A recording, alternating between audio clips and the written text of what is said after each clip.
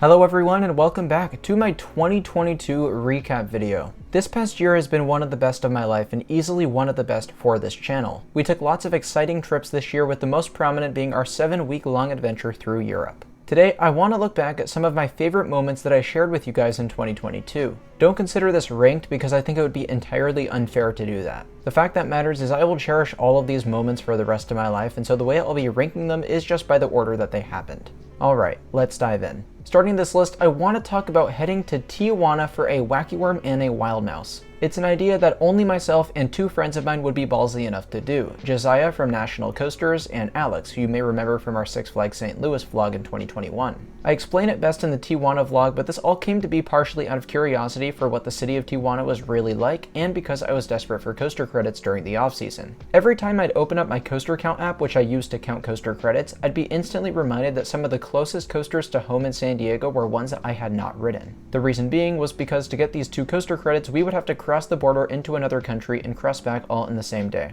Plus, Tijuana is always in the news as this dangerous place, which admittedly added a spark of fear to the trip, and going and seeing it for myself was really eye-opening. Sure, you do need to know where you're going, but I didn't think it felt unsafe where we went. It's sad because all you hear in the media hides all of the awesome stuff about Tijuana from the public. And really, this goes for Mexico as a whole, because I had the same thoughts when my brother and I visited Guadalajara and Mexico City in 2021. We arrived at this small park called Mundo Divertido, and the staff were so genuine and excited to see coaster enthusiasts from America swinging by for their 2 roller coasters. I have to say, it was a sigh of relief for all of us that the 2 coasters were even operating, since going through the process of crossing the border and getting to this park isn't the most simple process in the world. Along with our elusive coaster credits, we also got to try some authentic tacos, which is something you have to do when you head to Mexico.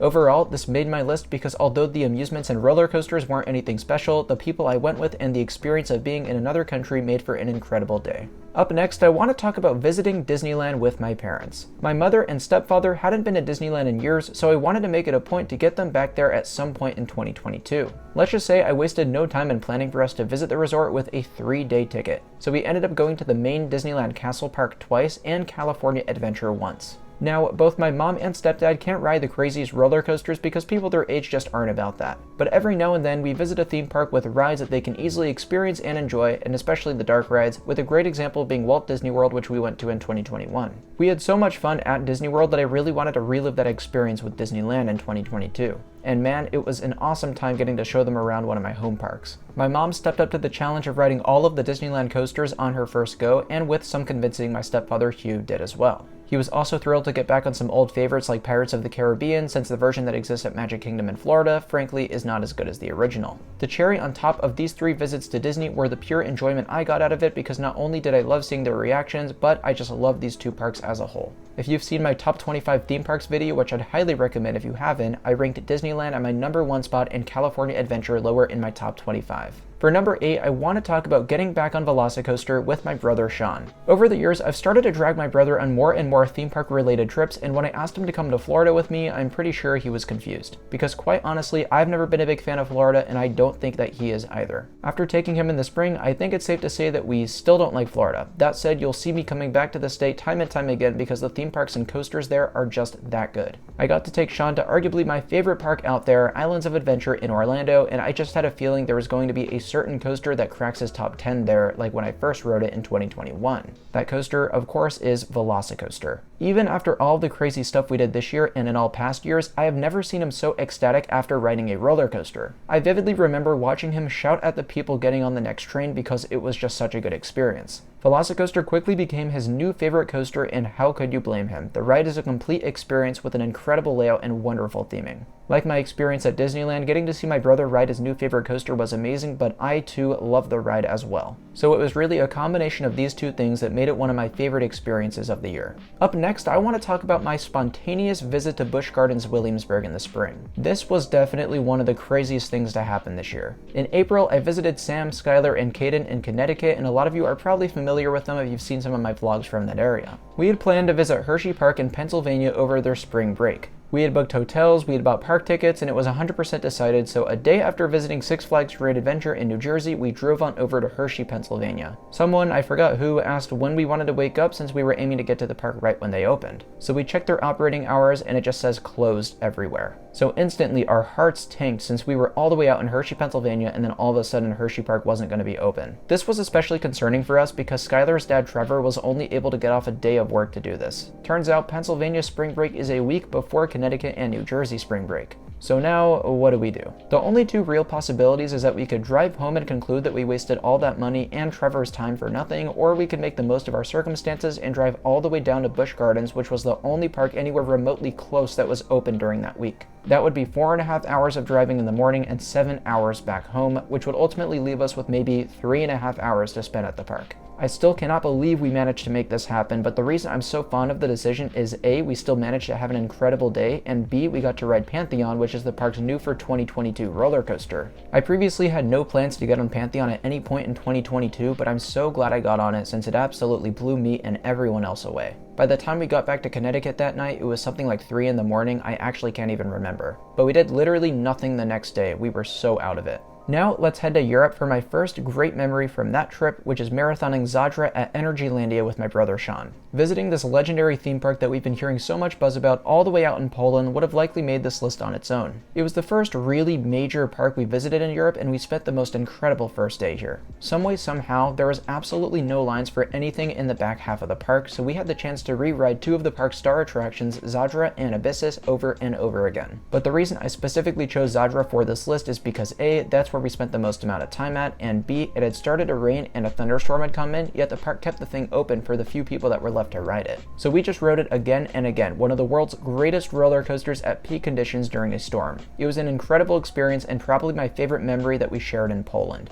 Up next, I want to talk about my brother and I getting to experience boost mode on Tornado at Bakken in Denmark. I'm sure a lot of you guys saw this one coming. The second country we'd be visiting on our big trip to Europe was Denmark, and the first park we visited in Denmark was Bakken. This is the oldest amusement park in the world, home to some historic attractions but also a handful of modern ones. One of the modern ones is Tornado, which is an Intamin spinning coaster known for one particular thing. Boost mode is a setting of the ride that the ride operators can run it only if they so choose. I had no idea what this even was when we first rode Tornado. I had a GoPro chest mount to record a POV, and I started telling my viewers about the ride we were on, so I guess the ride ops overheard us so that they actually stopped the moving loading station and told us to prepare ourselves. Our first boost mode ride was crazy, but every time we'd be about to get off, they'd tell us to stay in our seats and ride again. Keep in mind there was a little bit of a line, and we were just marathoning this insanely intense coaster against our own will. Every time they made us go again, the boost mode settings got crazier and crazier until our last ride, which is possibly the most insane thing I had ever experienced on a coaster. I was told that when the coaster train went outdoors and they saw how much we were spinning, the ride ops actually high-fived each other out of sheer excitement. It was a hilarious moment, and the rides we got on Tornado were completely unbelievable. At number 4, I want to talk about my first rides on Tomorrowland's Ride to Happiness at Plopsaland in Belgium. There were a lot of roller coasters that I rode for the first time in Europe and was pretty blown away by, but I decided to choose Ride to Happiness in Belgium in particular. I had heard rumblings about how incredible this ride was, but I guess I was in disbelief that it could really be a top 10 or top 5 coaster or something like that. I had already ridden Time Traveler at Silver Dollar City, which is the only other mock extreme spinning coaster out there, and while the ride was great, it didn't come anywhere close to my top 10. My first ride on this thing is a blur of joy with my brother Sean and our friend Jonas, who is a local enthusiast friend that got to join us at Plopsaland and also experience Ride to Happiness for the first time. You guys should have seen my face the first time I rode this thing. I was completely speechless by the time we hit the brake run. And the best part is every ride there on out, it only got better and better. By the end of the night, I had declared the Ride to Happiness to be my favorite roller coaster of all time, something that my brother and frankly myself could not believe.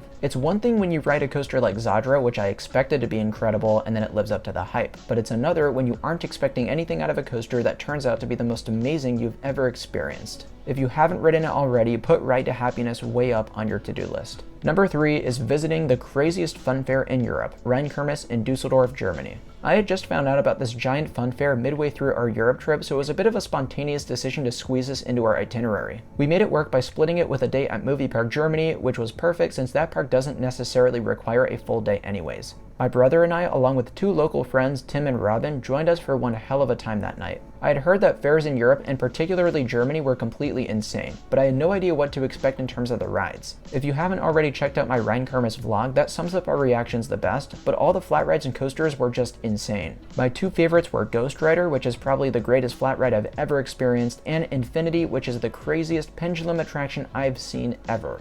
Now, one last memory I want to discuss in Europe was experiencing the world's best alpine coasters in Switzerland. When you're visiting all these high-profile theme parks like Phantasialand, Europa Park, and Energylandia, you often forget about some of the smaller stops. But I had picked out a handful of mountain coasters to ride in Switzerland with my brother since we were already doing a bunch of hikes in the country for the last few weeks of the trip. Now let me just say, I am a sucker for alpine coasters, and I'm pretty sure my brother is too. The ones we rode in Switzerland were either stupidly long, were located in the most unbelievable settings, or both. There's 4 of these I specifically want to mention. I want to apologize in advance if my pronunciations are off.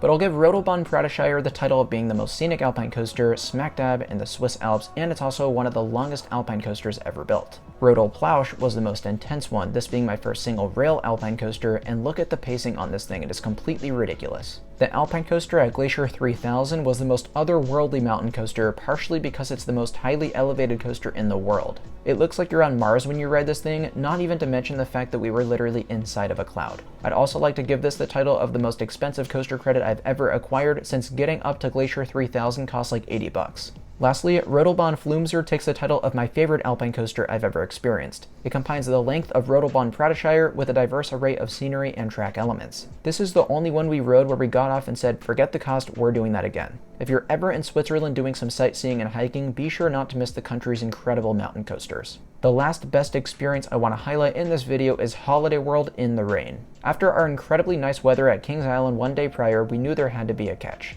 The time we spent at Holiday World was cold, it was rainy, and it was dead, but I don't think I'd want our first visit to this park to be anything else. The coasters were all hauling ass, and there was nothing from stopping us from marathoning anything at which we so choose. Not to mention, the fall foliage in late October was at its absolute peak, which made our visit feel even more mythical. There were lots of elements about the weather and the coasters that ultimately put this one on the list. It was an amazing time. I'll also add that we got to visit Kentucky Kingdom later that day as well, and despite some close calls and relates to ride closures and even a potential park closure, we were able to squeeze in a few rides on their major coasters as a part of their final operating day of the season. 2022 altogether was an amazing year for this channel, and I want to thank you all for sharing these experiences with me. I can't wait to see what 2023 and beyond has in store, because I just know it'll be epic. If you enjoyed this video, feel free to give it a like and subscribe, and I'd also love to see some comments about your favorite memories from the 2022 coaster season. Thank you all so much for watching, and I'll see you in the next one. Bye guys.